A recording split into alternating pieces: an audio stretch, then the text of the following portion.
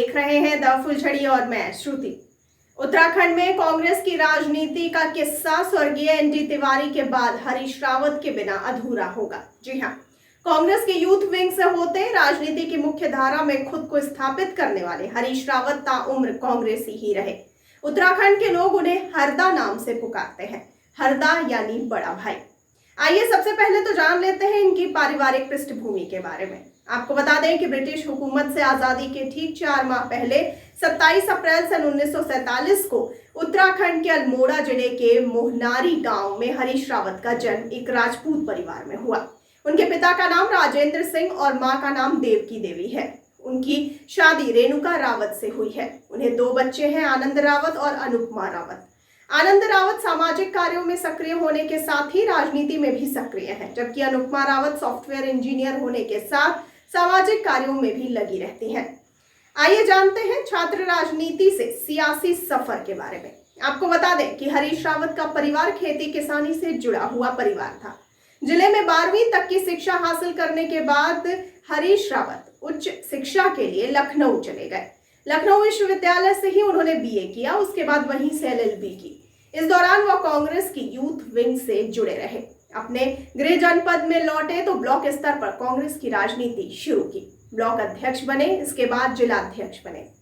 और आइए अब जानते हैं हरीश रावत के लोकसभा चुनावों के बारे में। आपको बता दें कि जनता पार्टी की सरकार में फैली अस्थिरता के बाद सन 1980 में हुए 7वीं लोकसभा के चुनाव में अल्मोड़ा पिथौरागढ़ सीट से पहली बार हरीश रावत संसद पहुंचे।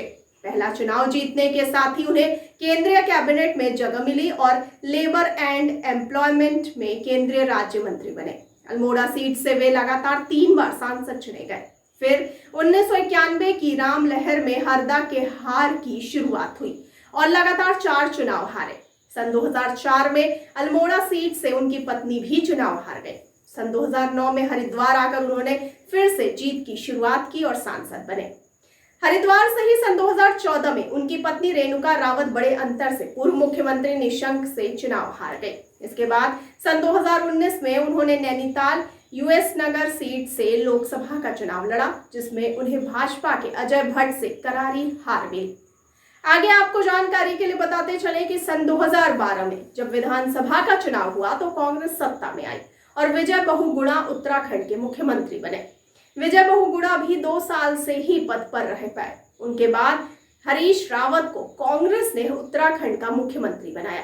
2 साल 2 महीने तक मुख्यमंत्री बने रहने के बाद विधायकों के बगावत के बाद उत्तराखंड में राष्ट्रपति शासन लगा दिया गया।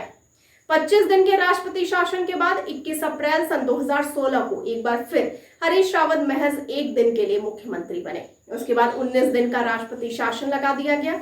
तमाम राजनीतिक उठापटक के बाद हरीश रावत 11 मई सन 2016 से 18 मार्च सन 2017 यानी कि 1 साल से कम वक्त के लिए फिर मुख्यमंत्री बने। सन 2017 के विधानसभा चुनाव में हरीश रावत हरिद्वार ग्रामीण और किच्छा दोनों सीट से चुनाव हार गए।